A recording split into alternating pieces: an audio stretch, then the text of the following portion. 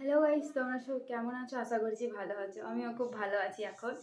কিন্তু আমার ভয়েসটা যতদিন না পুরোপুরি ঠিক হচ্ছে আমার কিচ্ছু ভালো লাগছে না। নিজের ভয়েস সকালবেলা তো সাউন্ডই বেরোয় না আমার। তো আজকে আমি একটু রেডি হয়ে গেছি। তো যেহেতু আমি যাব আমাদের বিডিও অফিস, মানে আমাদের বিডিও অফিসটা পড়ে কালনা 2 নম্বর ব্লকে। সেখানেই যাব। কেন যাব, কিসের জন্য যাচ্ছি, সেটা ওখানে গিয়েই তোমাদের দেখাবো। তো দেখতে থাকো আমার এই নতুন ব্লগটি। ঠিক আছে, টাটা। তারপরে এখানে আমি রেডি হয়ে নিই, একদম রেডি সেডি হয়ে বেরিয়ে পড়ি। কারণ যে অনেকটাই এখন, আজকে তাও রোদের জোর ছিল বলে ঠান্ডার পরিমাণটা অনেকটা কম ছিল। ঠিক আছে, তারপরে এখান থেকে আমরা চলে যাই আমরা কালনা 2 নম্বর পঞ্চায়েত সমিতির কার্যালয়ে। ঠিক আছে, কারণ ওখানেই দেওয়া হচ্ছিল মানে হাঁসের বাচ্চা, যেটা আমি আনতে গেছিলাম। কারণ আমাদের লিস্টে নাম ছিল, আমি আমার জন্য হলে তো যেতাম না, কারণ আমার মা এগুলো খুব ভালোবাসে। তার জন্য আমি আনতে গিয়েছিলাম। মা বললো যে আব্বাকে নিয়ে গেছিলাম, আমি একা যাইনি। তো এটা হচ্ছে কি যে আমাদের মানে কি বলবো, যে বিডিও অফিস সেইটা, যেটা পূর্ব বর্ধমান ডিস্ট্রিক্টে পড়ে।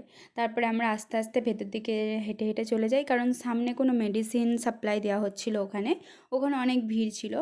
আর এখানে যে বাচ্চাগুলো দেওয়া হচ্ছিলো সেটা পশু দপ্তরে। আর পশু দপ্তরের পিছনেই আছে রেশন কার্ডের দপ্তর।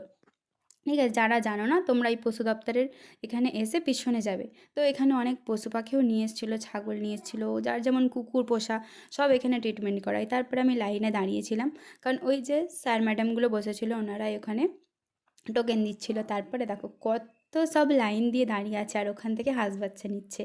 সবাইকে 10টা করেই দেওয়া হচ্ছিলো। তারপরে আমিও নিয়ে নিই, মানে আমি নিয়ে নিই বলতে আব্বা নিয়েছে, আব্বা ব্যাগের মধ্যে নিয়ে নিয়েছে। ওখানে আমি দাঁড়িয়ে দাঁড়িয়ে একটু ভিডিও করছিলাম। তো যখন আমি ভিডিও করি সবাই কেমন মুখের দিকে তাকায়, একটা আজীব সা দেখতে লাগে না? তো কেমন মুখের দিকে দেখে, তো তাতে আমার কিছু না। তারপরে আমরা ওখান থেকে বেরিয়ে বিডিও অফিসের সামনে দিয়ে ওই যে আমার গাড়ি রাখা আছে, এই যে বাচ্চাগুলো কী চুলবুলে, মানে সব সময় চেঁচিয়েই যাচ্ছে। আর রাস্তা দিয়ে আনতে আনতে ব্যাগ থেকে লাফ মেরে দিয়েছিল, এত চড়বড়ে বাচ্চাগুলো। আমার মা তো দেখে একদম খুশ হয়ে গেছে। ঠিক আছে, কারণ আমার মা এইসব জিনিস বেশি ভালোবাসে। ছোটো থেকে দেখছে আমার মাকে হাঁস মুরগি নিয়ে পুষতে। তারপরে আমাদের বাড়িতে যেহেতু নিচেই রোদ নেই, আর এই যে এই বাচ্চাটার জন্য খুব খারাপ লাগলো। 10টা দিয়েছিল, তার মধ্যে এইকে আনতে আনতেই মারা গেছে। এই যে আমার মা এনেটেই বাচ্চাগুলোকে হাতে করে করে খাওয়াচ্ছে। মানে ওর অনেক বাচ্চা, তো এবার কত খেতে দেবে?